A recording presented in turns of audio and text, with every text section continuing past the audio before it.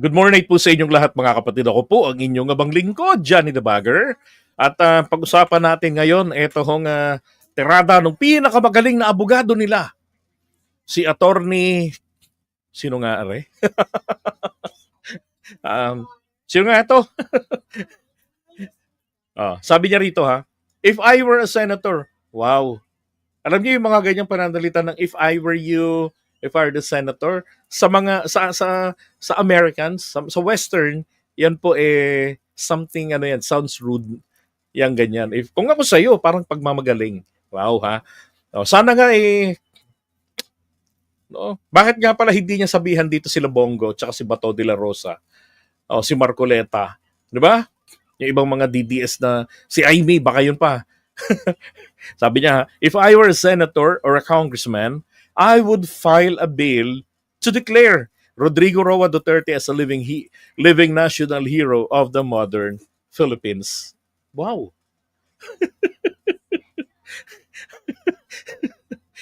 Alam niyo, yung mga ganyan-ganyan, yan ho yung diktador eh. Tapos papaukit mo yung mukha sa pera. Yan, ganyan yung mga diktador sa buong mundo. Ganyan ang mga tatak. Tinadideklara na yung sarili as a living hero. Diba? Ginoglorify na yung sarili. Ilalagay na sa barya yung pera. Ay, sa pera yung kanyang pagmumukha. Ganon. Tangina na talaga naman tong mga alagad ni Digong. Oo. Sabi niya, not tomorrow, not someday, but in his lifetime, so the Filipino people can honor a leader who stood firm, fearless, and unapologetically for this nation. At ganito yan. Ganito yan ha, living hero. Ganito. Imagine ninyo ha. Ganon. Umaga.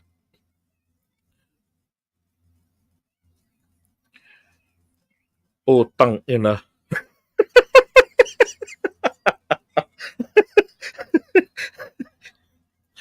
Para sa bagong henerasyon. Tang ina nyo. Patayin ko kayo dyan. Tapos sasabihin, ano? Si Kristo, ang Diyos gumawa padala ng anak para mamatay. Pinako sa krus. Lasing Diyos yan. Sa krus lang namatay pa na buang. Living hero. Jesus Mariosep. And I'm calling the attention of my Muslim brothers. Okay, imagine ninyo kung si Allah ang ginanon ni Duterte. Isipin nyo na lang, di ba?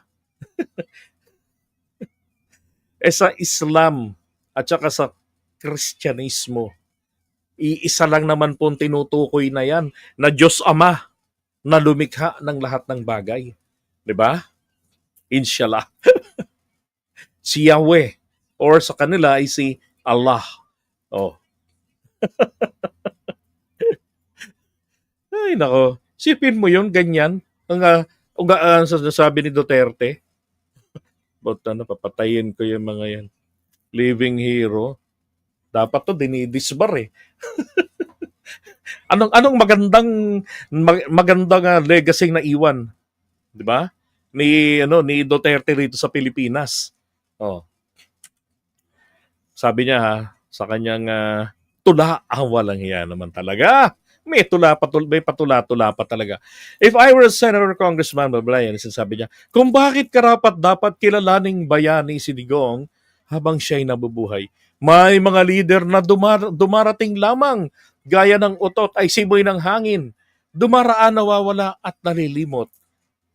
Okay lang yun, at least hindi nakukulong at hindi na-ICC. Ngunit may ilang tulad ni Rodrigo Roa Duterte dumarating bilang bagyo. Dami nga patay. Umaalis bilang tanong, bakit nagkaganito ang Pilipinas? Bakit kami nabudol akala namin makabayan? Yun pala makachina. Tama, tanong talaga, madami. At nananatiling bilang alaala na hindi matanggal sa puso ng bayan. Kasi po ang pait ng iniwan niya.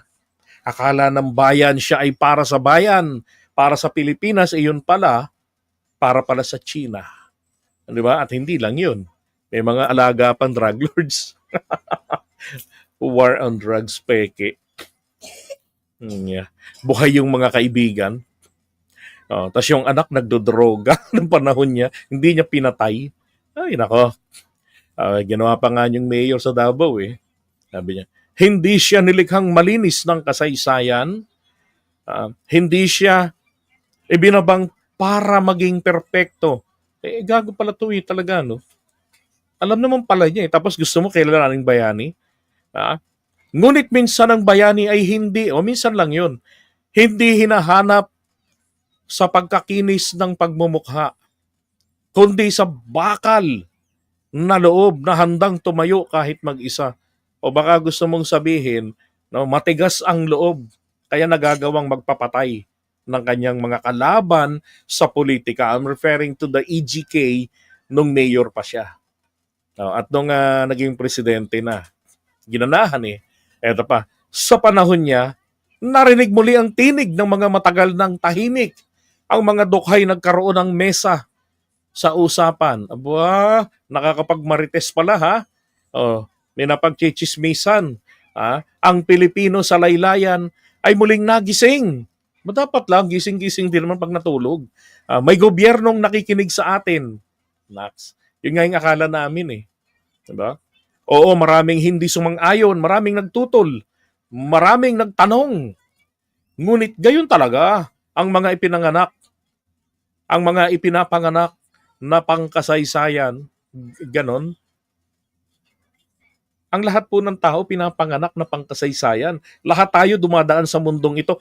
Depende na lamang po paano natin sinusulat ang ating kasaysayan sa mundong ito. Depende na lang po sa atin kung paano natin gugustuhin na tayo'y maaalala sa ating kasaysayan. Sabi niya, hindi sila dumadaan na parang ulap. Ano yun? Parang Dragon Ball silang, may Quintin Cloud. Kundi kumikidlat sa gitna ng langit. O di ba, dilubyo nga ang dulot. Puro patayan, nakakapangilabot. Grabe. Sa mga kalsadang dati, takot ang naghahari. Sumibol ang lakas ng loob. I agree dyan. Sa mga baryo, kala ko baryo't lungsod na tila di abot ng estado, may naramdamang pagkalinga. May gabing mas payapa. Alam niyo nga sanang maganda kung natuloy-tuloy yan eh. 'Di ba? At nung pagbaba niya, 'di ba? Pinatuloy niya kay PBBM, hindi yung hinaharas niya yung pangulo para maging sunod-sunuran, kilalanin ang kanyang mga pinasok na kasunduan sa China, kundi ba namang tanga, makikipagkasunduan bansa sa bansa, leader sa leader, walang black and white.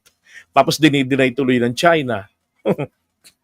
Sabi niya, ang kabayanihan ay minsang hindi sigaw, kundi katahimikan. Alam niyo yan, katangahan na yan, pagkaganyan.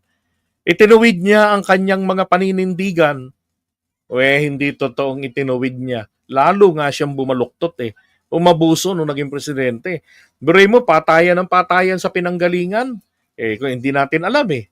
Huling natatandaan ko lang sa kanya, iniimbestigahan siya sa Senado because of rice smuggling sa Davao. Diba? Yun lang yun, naka-jacket pa nga siya puti, tapos pinagtatawanan pa nga siya ni Jinggay.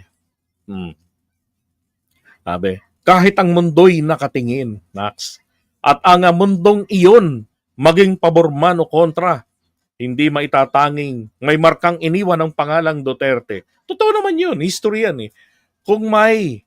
Kaya kung may pagkakataon ng Kongreso, ang bayan, ngayon ay lumalaban, ang henerasyon, bakit natin ipagpapaliban ng parangal na dapat ay ngayon?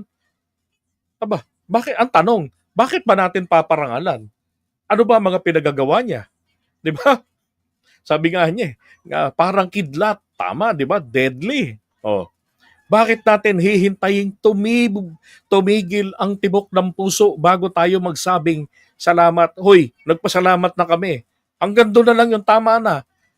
Wala, 'di ba?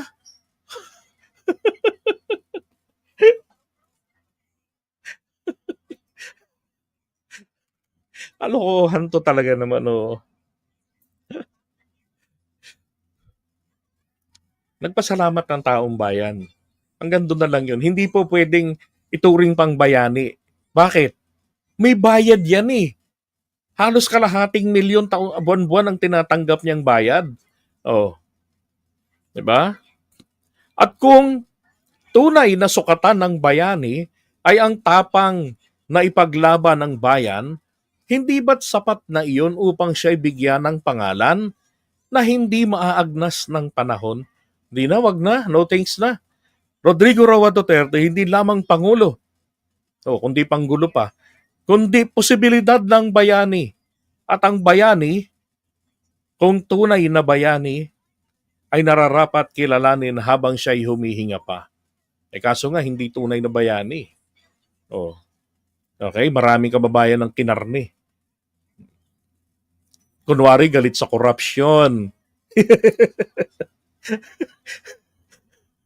Alala niyo yung family, ang dami na naman korupsyon nun eh. Kaya nga, ang hirap ipagtanggol